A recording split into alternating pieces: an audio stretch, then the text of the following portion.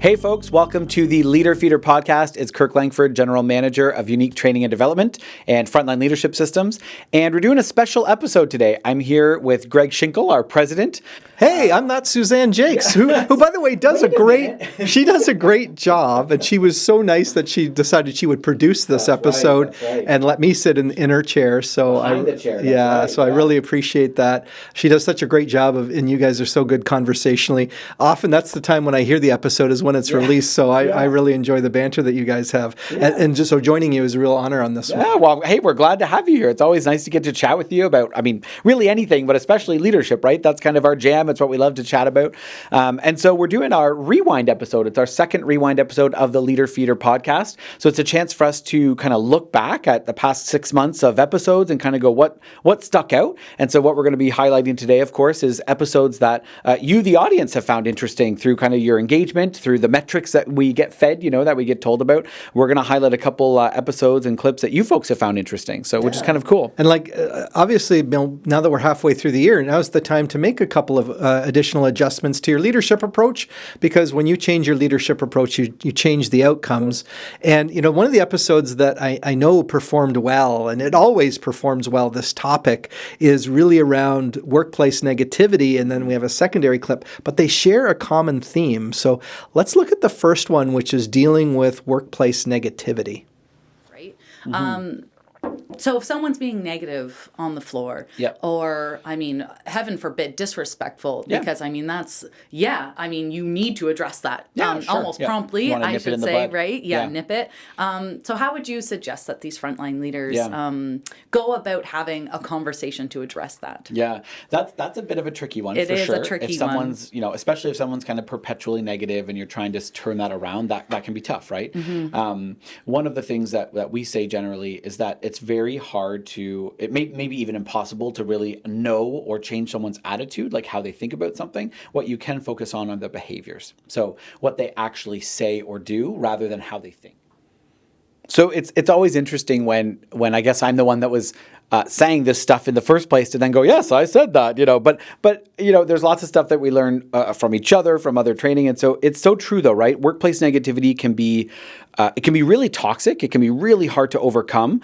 And yet I think at the end of the day, focusing not on the person's attitude, because there's lots of reasons a person might have a specific attitude or a negative attitude rather. It could be stuff from their personal life. It could be stuff from, other places that we only see a little glimpse of or we don't hear about at all. That I think it really comes down to let's focus on, the specific behaviors that we need to address rather than, you're such a negative person, because there might be stuff going on that we're not even aware of that then they're going, well, yeah, I'm normally not like this. And if we just say, hey, I noticed something's been getting you down lately, these behaviors have kind of stood out for me, I think it just shifts the conversation completely. Yeah, what I really liked is the fact that you highlighted again how we don't know how people are thinking inside, but what we observe is the behavior. That's right. And if we're talking about behavior, although they might still get a little defensive about it, they won't get as defensive as if you start labeling them as negative, because I don't know about you, but if somebody says I'm negative, I'll go, I'm not negative. Yeah. I might be saying something that's negative or critical or complaining. I might consider myself as a positive person generally. Yeah, and maybe in my mind, I see it as I'm raising issues and concerns. Yeah. And actually, someone else raised with me that stop using the word complaint, because complaint is not something someone wants to be accused of, but just the issue you've raised or the concern that you've raised. But again, you're just trying to help the person understand that the way that you expressed it or the repeatedness of how you express it is perceived probably as negative or not helping us find a solution. 100%, yeah. And I think, that's moving into our next clip, it's that idea of talking about when we notice poor performance. So moving from more of what we'd consider a negative attitude to thinking about poor performance, as you're going to see in a moment when we talk about it, right? The solution, funny enough, is almost the same. So let's take a look at the clip and then we'll chat. Poor performance without making someone defensive. Yeah, diving right into the first one. So when it comes to addressing poor performance, I think what you want to try to focus on is the behavior that's causing, or that you feel is causing, the poor performance. One is that don't focus on the personality. So, saying something like, oh, you've been really lazy lately and that's why your numbers are down. That's kind of focusing on them as a person, that they're just a lazy person. And that's going to get someone's back up a lot more than if you were to say, hey, I've noticed that our numbers are down. Can you help me understand what's going on because we're not meeting our quota? You're not saying anything about who they are as a person. You're lazy or you don't care or anything like that. Yeah, you're not making assumptions about who they are. Exactly. So you want to avoid, using things that describe them as a person rather than just specific behavior. So again, just this link between behaviors, because the performance is what happens after the behavior occurs. Right. So if I just talk about somebody's bad performance or inadequate performance, I'm missing the fact that to improve their performance, it's like a sports coach would say, here's the key to the game. We got to score more goals than those other guys. Well, thanks, coach. But maybe talk about really our strategy of how we would get ourselves in a position to score more goals or keep the other team from scoring more goals. So I loved it because you said avoid words like lazy. And that's sort of like in the previous clip when he talked about not saying somebody's negative. Yeah. So labeling someone as lazy is not the same as saying, hey, your numbers have dropped off, right? So right. I just thought that was cool. The best phrase that pays from what I heard you say was help me understand, which is a great way, or can you help me understand, which is a great way of replacing the word why. Because when you just said why, I almost picture that interrogation, right? Where why are your numbers low? Why are you performing? Why didn't you show up by your curfew? That's right. right? That's right. It's like, so it's sort of accusatory, whereas help me understand, or can you help me understand this? I think is just a great turn of phrase. And I think too, you want to, and doing what we're talking about, what comes to mind for me is that you're going from what do you call it, like a blame conversation where I've identified that the performance is low and I found who to blame for it, into a feedback conversation. My job as your leader is to help you reach your goals. It's to help you reach performance goals. And so if you're not reaching those goals, I have two options. I can come down hard on you and try and, what's going on? But is that really going to make you feel better? Is that going to make you work harder? I mean, maybe out of fear for a little while, but that gets exhausting both as an employee living under that kind of regime, but also as a leader always having to use fear. But instead, if you're coming from a place of saying, hey, my job is to help remove barriers and obstacles, it's to help you perform. Help me understand why you're not performing so I can get a better understanding of what you can do differently or what I can do differently. I think right there, it's now a feedback conversation rather than whose head do I have to take for this? And that just completely changes, I think, not only the nature of that conversation, but the nature of the relationship between the leader and the employee overall. And you do have to think about it. It's not just a transaction of fixing that issue. Yes. You're building a relationship that delivers higher performance over time. Yes. And just knowing how this is a key part of the frontline leadership program, which is really just how do you give feedback or address behavior and performance issues? This is just a great refresher for people. Right. It's just so easy to get so personal and too quickly, and you got to think about the emotional scarring that leaves behind. And then that brought us actually a nice segue maybe into the next episode, which is really where you and Suzanne were talking about the challenge of managing older employees when you're younger. And we'll talk about how that's a flip from what's been a recent concern. So let's see this discussion about managing older or more seasoned workers. The current biggest challenge at the moment is that we have there are still baby boomers in the workforce, right? And there are still Gen X in the workforce, and they are getting older. They're getting a lot closer to retirement age. And yet a lot of leaders in organizations are not baby boomers, and they're not Gen X. They're those up and coming frontline leaders, which is of course the folks that we work with the most. They are millennials and even some Generation Alphas. And so I think what we're seeing is that we have young leaders, people in their 20s, maybe early 30s, having to lead teams of people who are older than them. And they find it a challenge because I think in a more traditional sense, it's sort of like the older person is the leader and they get to kind of say what happens. And so if you're 25 or, even early 30s and you're leading someone who is 50 or 60, I think we struggle to know how to do that effectively. And that would be probably, I would say, one of the biggest issues that we're seeing is how do younger people manage those older employees that aren't yet retired and are kind of near the end of their careers. So my first comment it's always funny when you're watching yourself, play back later, because there's things you say that you don't necessarily realize. I realized I said Gen Alpha when I meant to say Gen Z, because of course Gen Alpha is still quite young. I don't think there's tons of Gen Alphas in the workforce. But I'm just impressed that you even know what all the words are. And I've been around for more than 3 decades. Depends on the day, but what I love about that clip is that I think what it means is that it doesn't have to be really scary to be a younger employee managing people who are older than you, whether they're seasoned, whether they're brand new. I think it's more about an approach. And I think the other thing it boils down to, like from the clip, is everybody wants to be treated with respect. Everybody wants to be afforded a certain level of trust by their employee and by their leader, right? Both ways. And so I think if we have that initial base of trust and respect, it makes it much easier as a younger person to engage with and to motivate and to manage someone older than you, right? I mean, if we go back 5, 7, 10 years ago, and what has been repeated generation after generation, is usually we were talking about managing younger employees. Yes. So I love that you flipped this. I also think that if you're having any performance conversation, whether you're younger and talking to someone who's been in the workforce longer or is older than you, again, it's around being objective in your observations about the behavior that you're seeing, about the data and the performance, and not being accusational of, hey, I just wanted to come to understand this better. I like that turn of phrase again. Can you help me understand? Let's take a look at this together. Let's see what we can do to improve performance. And as a younger person, I think it's also about, this isn't from the clip, but I just, as we continue to talk, we always get great ideas. It's also about not being assumptive. Just because someone is from a different generation, it doesn't mean that they are going to act like the stereotype of that generation. So when you're a younger leader talking to someone who's older, you don't want to say things like, well, I know technology is going to be a struggle for you, Tim, because you're a baby boomer. Instead just saying, help me understand why this process is causing you some issues so we can help you get over it, right? It's a dangerous trap. One of my mom's friends is 93, and he used to run a tech company. So at 93, I think his technical knowledge is better than me. Yeah, exactly. So that then brought us to the second clip from that episode, which is really empowering your team to help each other. I thought that was a unique spin. Let's have a look.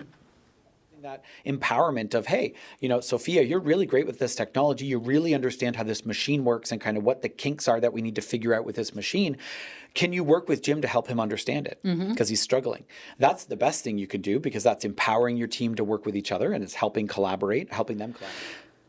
Well, I mean, I think any leader would say at the end of the day, if they had a team that could just empower each other to solve each other's problems and answer each other's questions, I mean, wouldn't it be a great world we're living in, right? Where the leader really just gets to focus on that higher level stuff of like growing the department and improving the department, rather than feeling like they have to run the department day after day. And that's part of what this is talking about, right? And I think it's also talking about that coach approach of like, involve the team, let them help each other, rather than the boss having to come in and save the day, answer all the questions and solve all the problems, just to either show that they can, or because that's kind of the norm that's been established on that team. So flipping that whole thing on its head and saying, let them empower each other, and showing, and then as a positive, I think, result of that, you get this team that's like, oh, we don't have to just rely on the leader to solve all the problems. How empowering. Yeah, you shift from the hub and spoke where everyone's got to come to the leader for all the answers, and they check in with each other for help.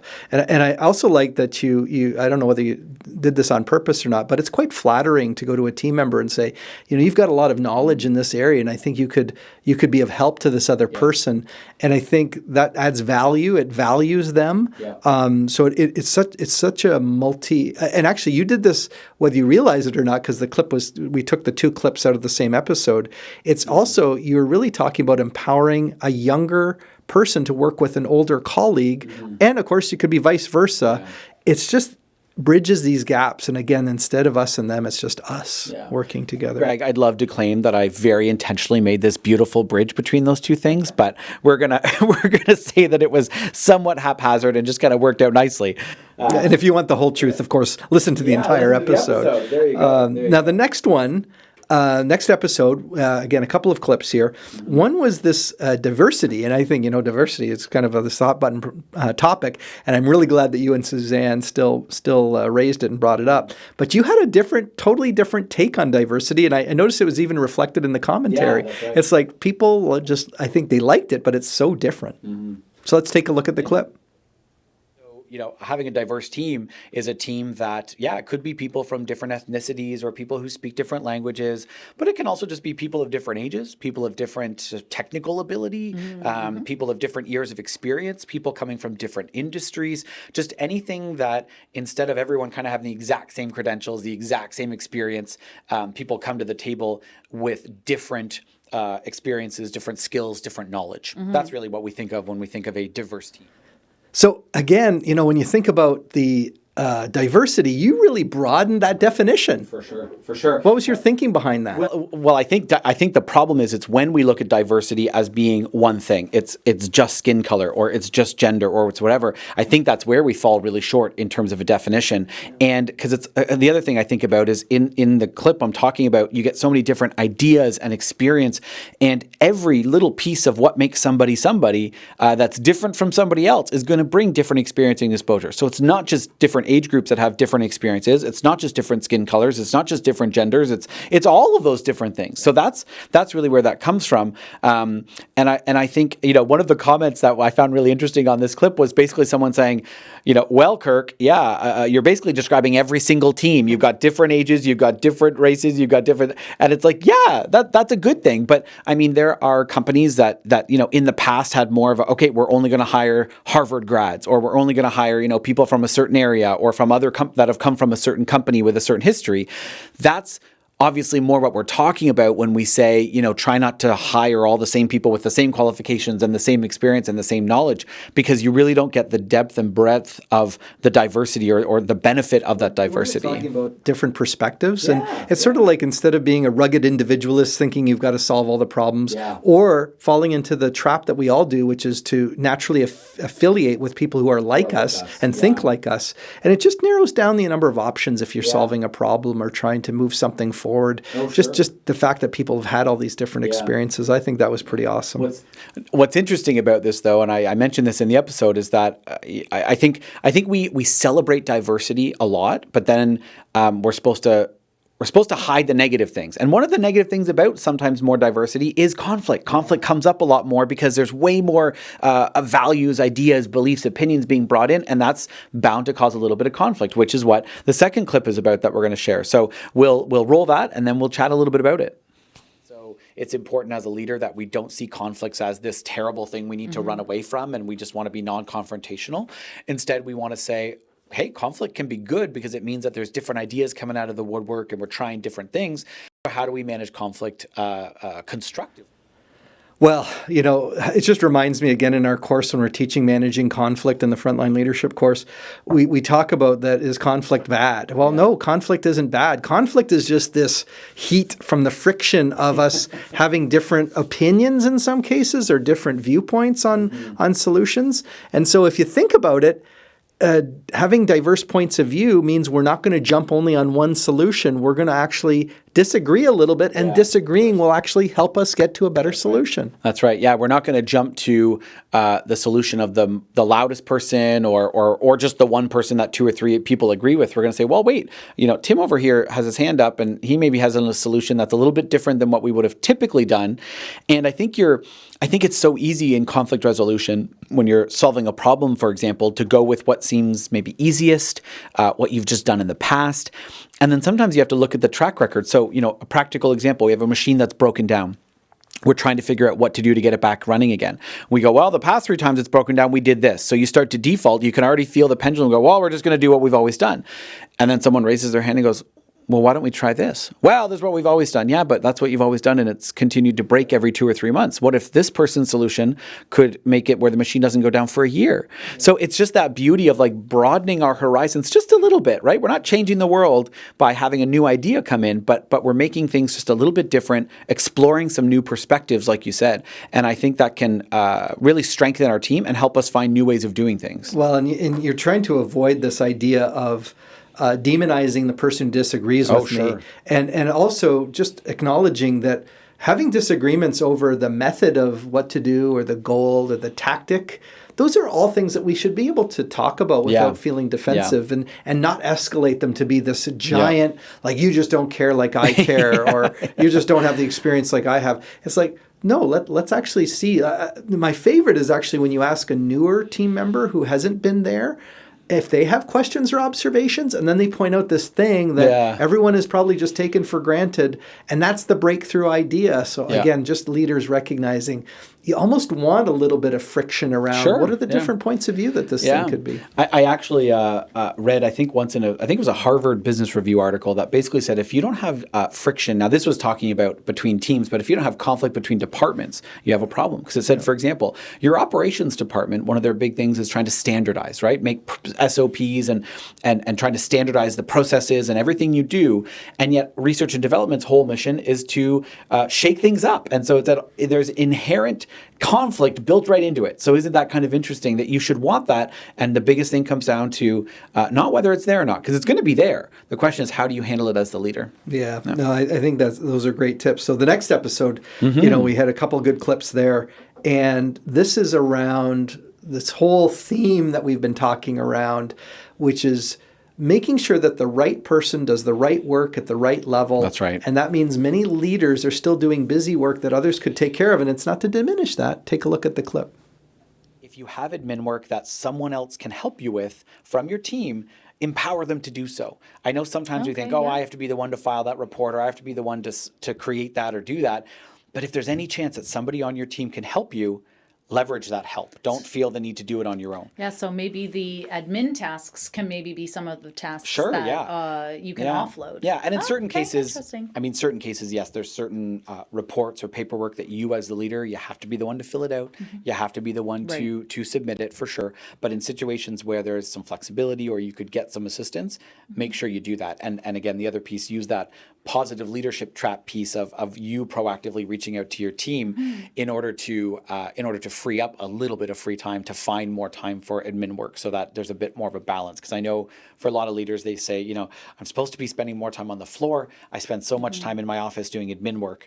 And so if you can use the leadership proactive approach, it's going to make it a little bit easier to find time for that. So, of course, empowering your team brings up a lot about the leadership trap and making sure that you're touching base with your people. They have work that is fulfilling and that they want to do, and that you're not doing stuff that someone else could be doing. And again, like you said, it's not about, schlucking off the work you don't want to do. It's about finding the right person to do the work and making sure that you're doing the appropriate work to reach the goals of your team or your department. But this also brings up this empowerment brings up this idea of something you talk about a lot, which is decision-making waste. So maybe you want to talk a little bit about that. So decision-making waste, and again, we have some good videos on that.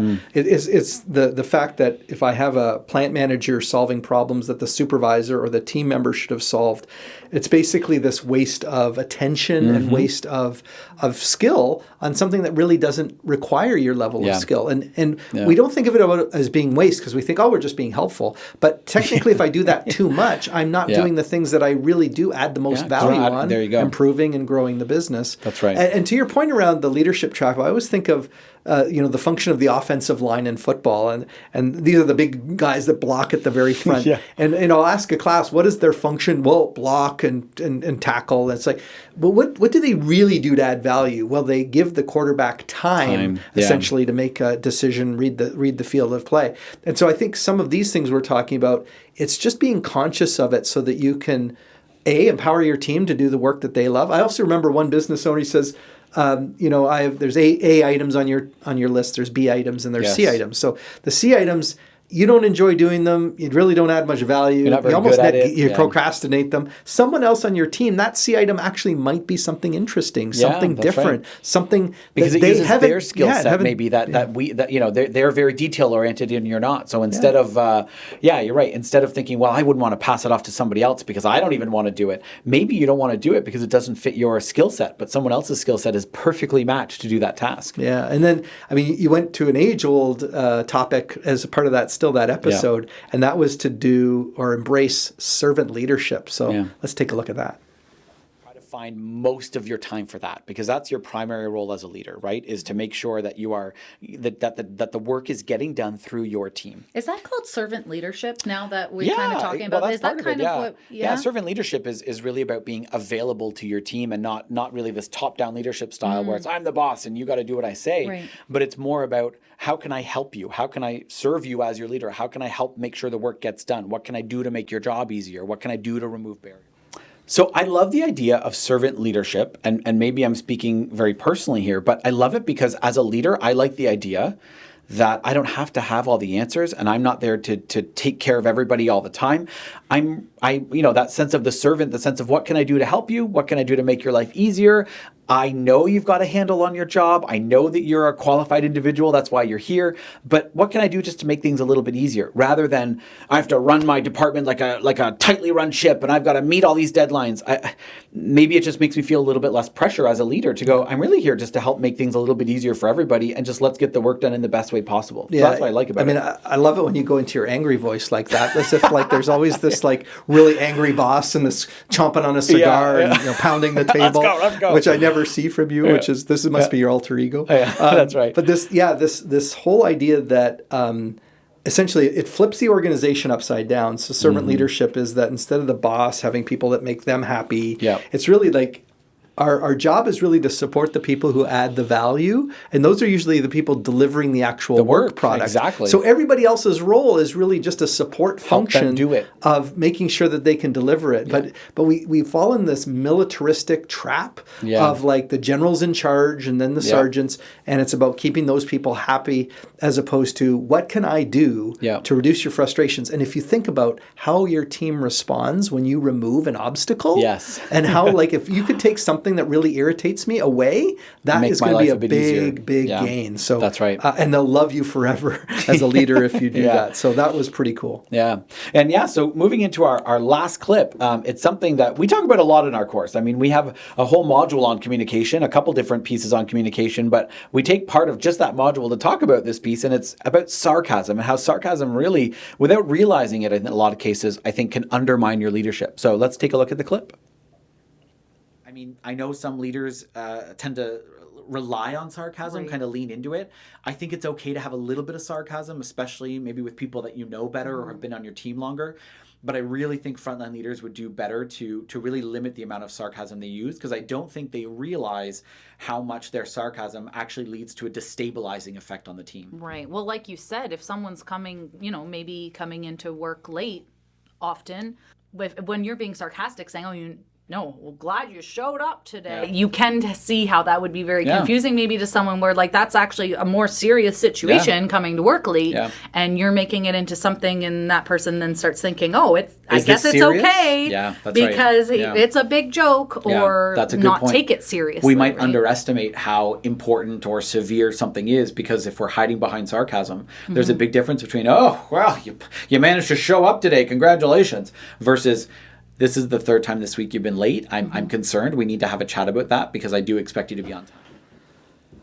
Boy, so do I ever resemble that remark on sarcasm, because I can be sarcastic, and I've been aware of it, and I do less of it than I used to, and I especially do less of it when I'm talking about performance. And I think, like as you said, having a little sarcasm is just maybe your quirky personality or something that just lightens up the mood sometimes, but it can easily be misinterpreted. Yeah, it can get toxic, right? And I think it's misinterpreted, like we say there in the clip, in situations where maybe it's a new employee, so they don't know if this is kind of the norm for communication. Maybe an employee where the language isn't the same language they're used to speaking a lot, so they're not understanding that it's really meant to be humor. Sometimes younger employees, like there's lots of situations where someone might go, I didn't know you were joking, or I can't tell if they're joking. And when we're creating that lack of clarity, I mean, one of the things that I think you're supposed to do, one of your primary things as a leader, is to clarify.